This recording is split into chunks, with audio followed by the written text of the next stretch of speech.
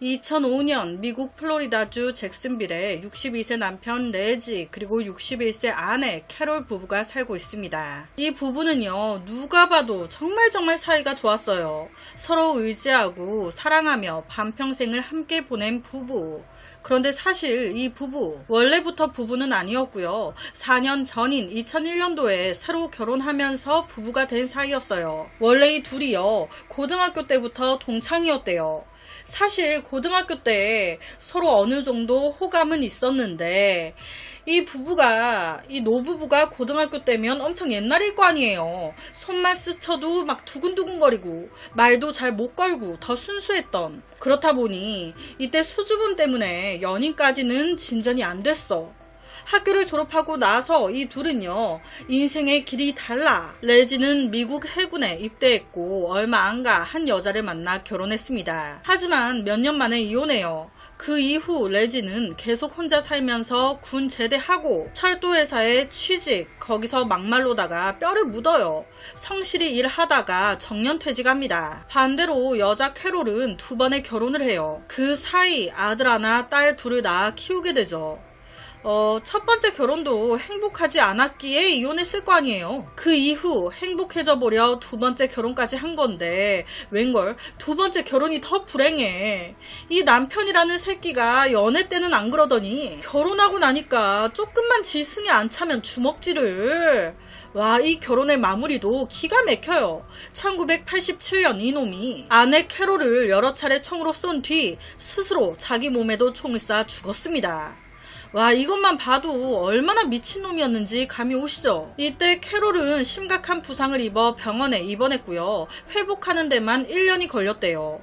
이런 상황에 남자 믿을 수 있겠습니까? 남자들 싫다. 지금부터 우리 애들만 보고 살아야겠다. 그녀는 딱 이후부터 인생의 모든 초점을 아이들과 일에 둬요. 그녀는 이런저런 일을 하다 나중에 케이블 TV 방송국에서 일을 하게 됩니다. 여기서 진짜 운명인가 봐. 2000년도에 정확히는 모르겠는데 정말 우연한 기회로 캐롤과 레지가 다시 만나게 된 거예요. 너 고등학교를 졸업한 지 40년이 지나 한때 젊었던 소년 소녀가 노년기에 접어든 모습이었지만 이 둘은 한 번에 서로 알아봤습니다. 가슴속에 억눌려 왔던 사랑이 막 뜨겁게 터져 나와. 그렇게 두 사람이 2001년 가족들의 축복 속에 결혼하게 됐던 거예요. 하지만 하늘도 무심하시지. 결혼 후 남편 레이지의 만성 당뇨병이 점차 심해집니다. 그렇다 보니 아내 캐롤한테 한 가지 부탁을 해요. 우리 나이도 있고 몸도 그렇고 하던 일 정리하고 더 쾌적하고 여유로운 플로리다로 가서 살까? 실제 레지가 옛날 철도회사에서 일할 때 플로리다 잭슨빌에 부동산 집을 하나 샀었는데 이제 그 집에서 지내는 거 어떠냐고 이제 제안했던 거예요. 캐롤은요, 흔쾌히 오케이 합니다. 그렇게 그들은 플로리다 잭슨빌로 이사를 가게 돼요. 그런데 이사 가고 얼마 안 돼서 이번에는 이 아내 캐롤 몸이 조금 이상한 거예요. 배가 참을 수 없을 정도로 아파. 놀래서 병원에 갔더니 아이고야, 나 간암이래. 이때부터 길고 고통스러운 항암 치료가 시작됩니다. 참 어찌저찌 돌고 돌아 다시 만나 가정을 이뤘지만 너무 늦게 만나 서로가 질병으로 매우 약해져 있었죠. 이 부부에 대한 이웃들의 평은요, 정말 칭찬이 한가득이었습니다. 이웃들 뿐이게요, 캐롤 쪽에 자식들이 있었잖아요. 이 자식들까지도 이 두 사람 칭찬을 너무 좋으신 분들이라고. 자기들 몸이 그렇게 안 좋아도요, 주위 이웃들 조그마한 거라도 도와주려고 늘 애쓰고 그랬대요. 그러다 이 부부는 이웃집 데이비드 덩컨이라는 남자를 알게 됩니다. 엄마야, 보니까 이 남자도 암이야. 초기도 아니야. 말기래. 이 남자는요, 홀로 17살 티파니라는 딸을 키우고 있었어요. 그런데 암 말기예요. 점점 혼자 자신의 몸조차 돌보는 게 어려워. 그러니까 이때 이 부부가 도와준 겁니다. 진짜 자주 데이비드 집에 와서 아파서 거의 누워있으니까 쉽게 욕창 생기면 안 된다. 자주 자세 바꿔주고 씻겨주고 먹여주고 이뿐이게요. 데이비드의 유일한 딸 티파니를 진짜 자기들 친손녀처럼 아끼면서 돌봐줘요. 만약 티파니가 예를 들어 학교에서 뭐 크레파스를 사오래. 그러면 이 노부부가 대신 다 사다 주고, 실제로 한날 티파니가 이동용 스쿠터가 너무 필요하다고 이 얘기 딱 듣자마자 이 부부는요, 뭐 우리 스쿠터 뭐 잘 몰지도 않고 필요도 없는데, 그래서 자기들 스쿠터를 그때 시가보다 훨씬 낮은 가격에 티파니에게 할부로 팝니다. 이런 잦은 왕래로 인해 두 가족은 뭐 엄청 친해졌죠. 실제 이 부부의 배려로 이 데이비드가 내 인생의 마지막 날에 오랫동안 잃어버린 감정을 느꼈습니다. 타인으로부터의 친절과 따뜻함 덕분에 평온하게 갈 수 있을 것 같습니다. 라는 말을 남기고 돌아가셨대요. 데이비드가 사망한 후 그의 딸 티파니는 그 집을 떠났습니다. 몇십 킬로미터 떨어진 도시에 가서 생활했어요. 그렇다 해서 고향 잭슨빌을 아예 안 온 건 아니에요.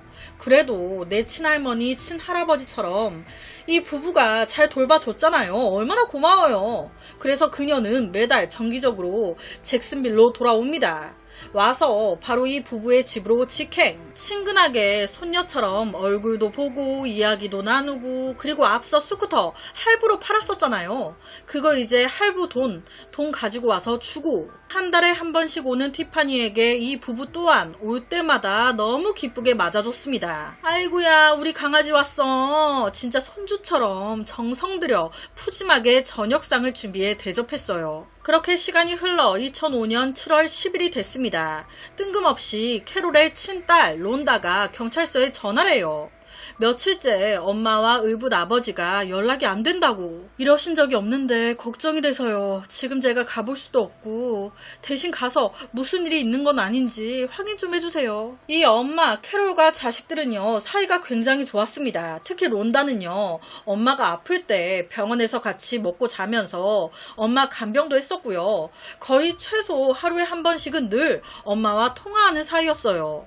이때까지 며칠째 연락이 안 된 적이 없었거든. 신고를 받은 경찰 이 부부의 집으로 달려갔죠. 갔더니 아무도 없어.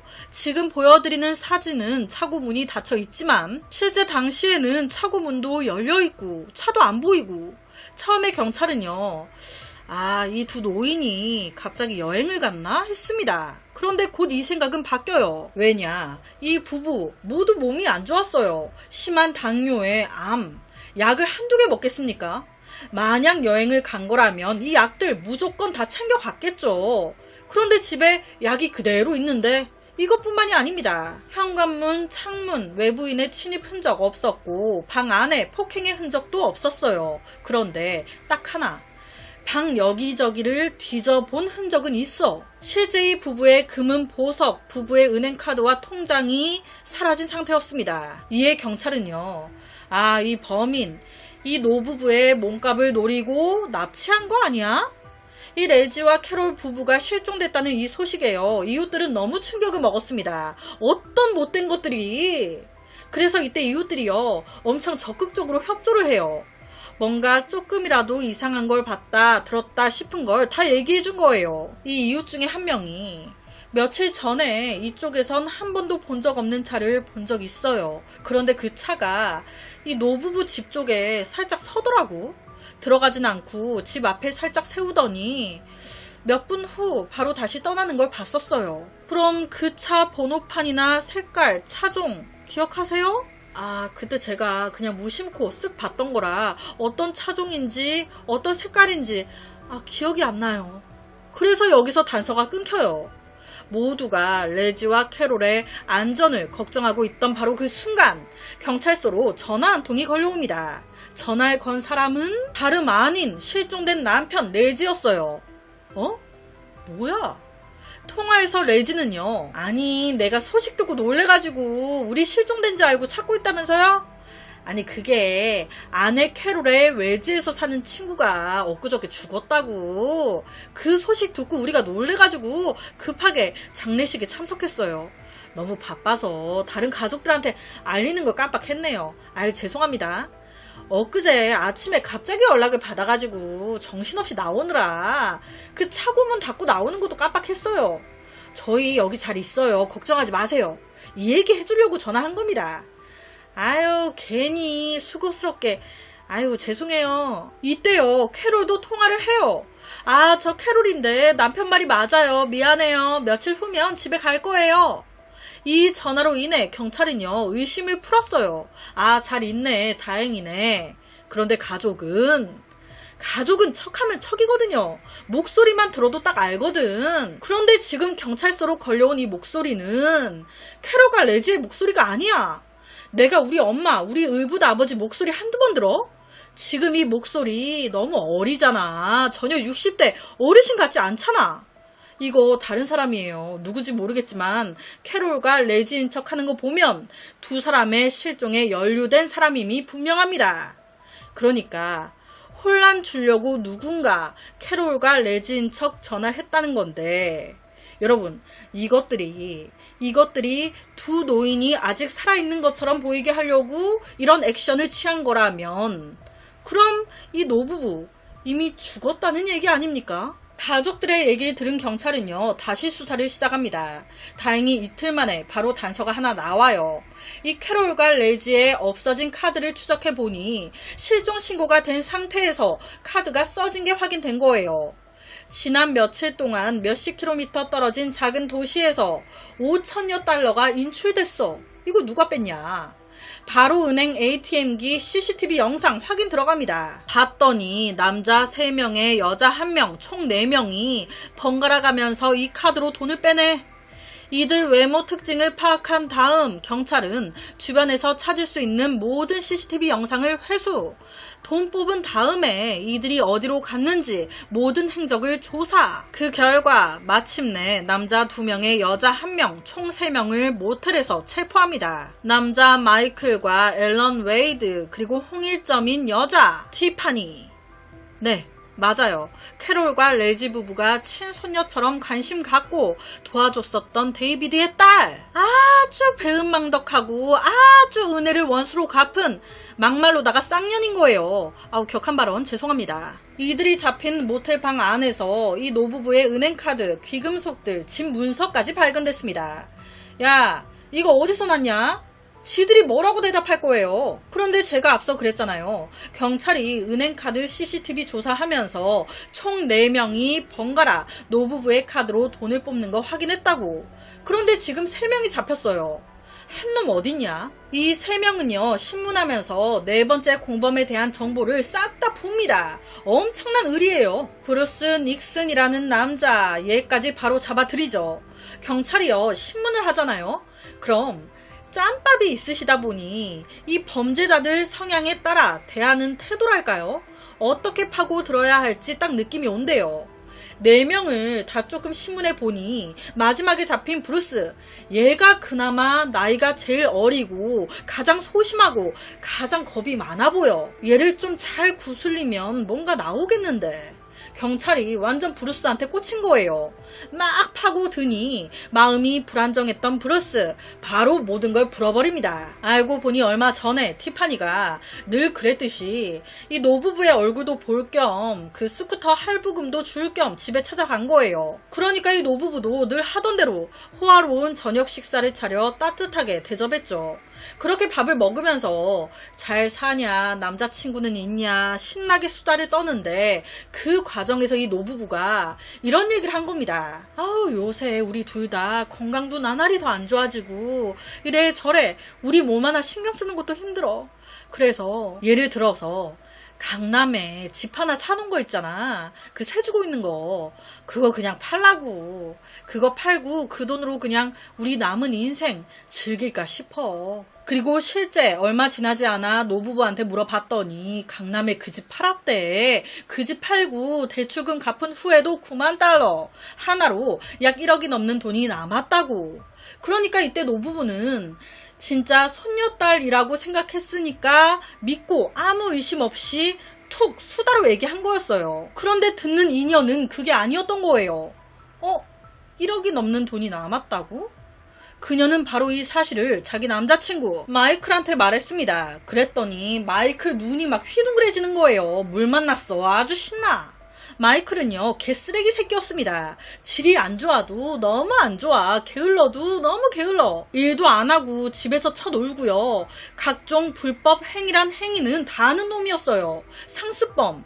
이런 놈이 돈 얘기가 나오니까 뭐시라? 가만히 있질 못해. 지가 더 난리야. 바로 티파니와 함께 악랄한 계획을 세웁니다. 아니, 인연도 웃기죠. 지한테 그렇게 잘해줬는데 남자친구가 이런 맘 먹으면 지가 정신 차리라고 뺨알떼기 때려도 모자랄 판에 더 같이 하고 있어. 이들은요, 우리 둘로는 무리다. 2명의 공범자를 모읍니다. 그게 누구? 앨런 웨이드와 브루스 닉슨. 바로 쳐들어가지 않아요. 이 노부부의 집 근처를 며칠 동안 답사하면서 관찰합니다. 생활 패턴을 확인한 거예요. 그리고 2005년 7월 8일, 오늘이다. 이날 밤 10시가 넘어서 렌트한 마스다 승용차를 타고 두 노인 집으로 가요. 여기서 티파니는 마이클과 차에 남고요. 앨런과 브루스 둘이 가서 이 부부의 집 문을 두드립니다. 아, 안녕하세요. 저희 여기 근처 사는 친구를 만나러 왔는데 날이 너무 어두워져서 길을 잃었어요. 지금 핸드폰 배터리가 없어서 연락도 안 되고 지금 길을 몰라서 계속 이 부근만 맴돌고 있는 것 같은데 정말 죄송한데요. 전화도 안 되고 해서 저희가 방에 들어가서 전화기 좀 빌릴 수 있을까요? 되게 사람 좋은 척 웃으면서. 그러니까 이런 일이 벌어질 거라고는 생각도 못한 이 두 노인이 들어오라고 두 사람을 안으로 들인 겁니다. 이 둘은요, 방에 딱 들어오자마자 준비한 권총을 두 노인에게 겨눴습니다.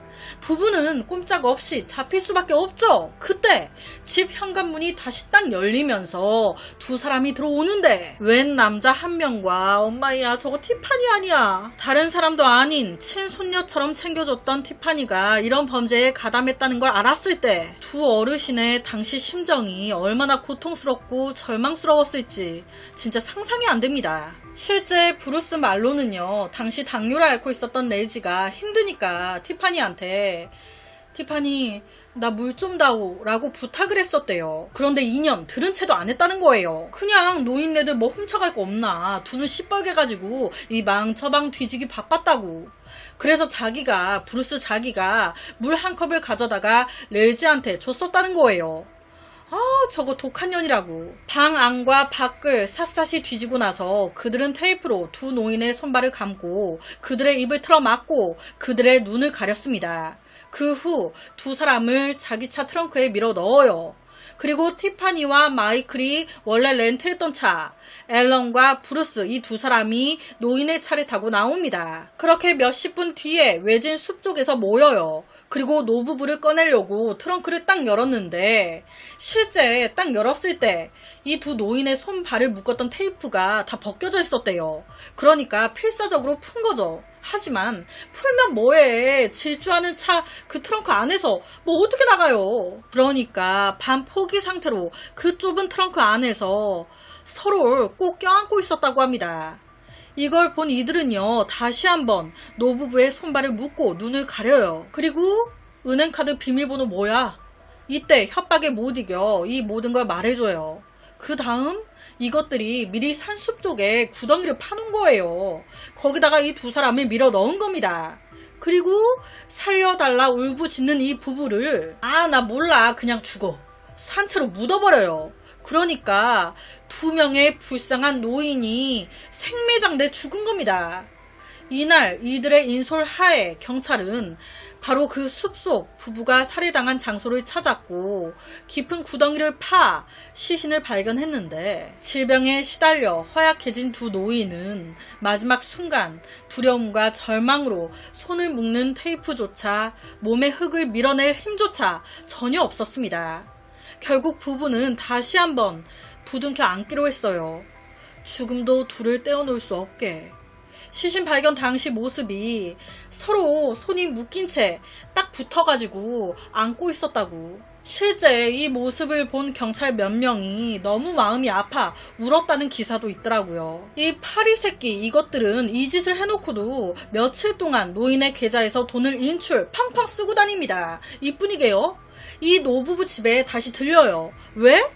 보니까 컴퓨터가 쓸만하더라고. 노부부 집에서 컴퓨터 한 대를 훔쳐 나와가지고 그걸 또 전당포에 돈 받고 판 거예요. 이 그지 새끼들이. 웃긴 게요. 아주 이 4명 엄청난 우정이에요. 다 잡히니까 조금이라도 죄값 덜 받으려고 서로한테 다 뒤집어 씌우기 시작합니다. 얘가 주범이에요. 아니에요. 얘가 주범이에요.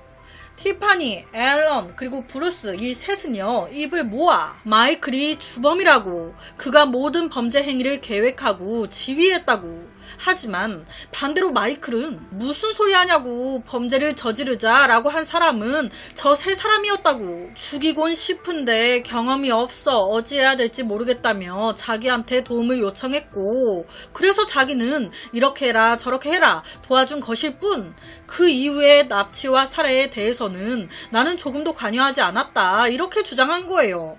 아주 멋진 우정, 멋진 의리, 멋진 사랑이죠. 2007년 10월 이들의 재판이 시작됩니다. 우선 먼저 자백한 사건의 모든 세부사항을 알려준 브루스는 사건 참여도가 낮은 걸로 보였기에 경찰과 합의 2급 살인 혐의로 징역 45년을 선고받았다고 하고요. 뒤이어 재판을 받은 마이클 사형 나와요. 그리고 앨런 이놈은요 처음에 자신의 모든 죄를 인정하면서 사형 나와도 상관없다 뭐 이런 식이었어요. 사형 때리든가 말든가 강한 척. 그래서 1차 재판 때 사형이 나왔습니다. 그런데 2022년 2차 재판이 진행되는데 이때 갑자기 말을 바꿔요. 자기 세 사람이 됐다면서, 정말 죄를 뉘우치고 있다면서, 한 번만 기회를 달라면서 왜 갑자기 이렇게 나왔냐. 알고 보니까 이놈이 감옥에서 2심 재판을 기다리는 동안 프랑스 한 여성 펜팔 친구와 사랑에 빠져 결혼을 했대요. 그래서 2021년도에 아들을 낳았대요. 아들을 낳고 보니 생명이 너무 소중해. 나 우리 아들 커가는 모습 보고 싶어. 지금 죽기 싫어. 그래서 봐달라고. 우리 아들 두고 죽기 싫다고. 와, 감옥에서 어떻게 임신이 된 거지? 그것까진 저도 잘 모르겠어요. 그런데 여튼 이렇대요. 그래서 결국 그는 가석방 없는 종신형을 선고받았습니다. 마지막으로 재판대에 오른 사람은 티파니인데 진짜 마지막까지 나쁜 년이에요. 재판장에서까지 자기는 처음부터 끝까지 돈 달라고 했을 뿐이다. 남자친구 마이클이 두 노인을 살해할 줄은 전혀 예상하지 못했다. 그리고 본인은 마지막에 그 구덩이에 흙을 채우지 않았다. 가담 안 했다. 강도죄는 맞지만 살인은 아니다. 라면서 자신의 모든 그런 살인에 대한 죄를 부인해요. 그러나 검찰은 곧이어 이렇게 받아칩니다. 그 깊은 구덩이는 결코 한두 사람의 힘으로 파지는 깊이가 아니다. 거기다 다른 공범들이 이미 진술했다. 너도 같이 했다고. 뭔 마지막까지 개소리냐. 정신 차려라. 이후 발생한 악랄한 범죄에 대해서도 너 충분히 인지하고 있지 않았냐. 더구나 이년은요 자신에게 그렇게 잘해준 두 노인을 죽인 후에 사진처럼 밤새워 파티 벌이면서 놀았어요. 그걸 또 사진으로 찍어가지고 SNS에 올려놨어. 뭐가 자랑이라고. 슬퍼하고 후회하는 기색 전혀 없죠. 1차 재판 때 사형 나왔어요. 그런데 2차 재판 때 2023년 8월 23일 이해가 잘 되진 않는데 이 사망한 두 노인의 가족들이 티파니에 대한 선처를 요구했대요. 그러면서 티파니 가석방 없는 종신형을 선고받았습니다. 와, 선처를 요구했다는 것도 좀 놀랬어요. 저라면 능지처참으로 다 찢어 죽여달라고 했을 것 같은데 실제 많은 사람들이 이 판결 결과에 대해서 불만을 나타냈습니다. 하지만 반대로 일부 사람들은요 한 번에 콱 죽여버리는 것보다 나올 수 없게 하고 죽을 때까지 감옥에 가둬둔 채 서서히 평생 후회 속에서 살게끔 하는 게 더 나을 수도, 이것이 아마 그녀에게 더 큰 벌일 수도 있다고 그렇게 얘기를 했다는데, 와, 자기 친손녀처럼 아끼고 그녀의 아버지까지 친아들처럼 해줬는데 그냥 힘들다고 돈 좀 빌려줄 수 없냐고 그렇게 물어봤어도 부탁했어도 이분들은 나 몰라라 하진 않았을 것 같은데, 티파니가 딱 납치 현장에 들어왔을 때 이 두 노인이 어떤 생각을 했을지. 그래서 오늘은 최악의 한 살인사건을 가지고 왔습니다.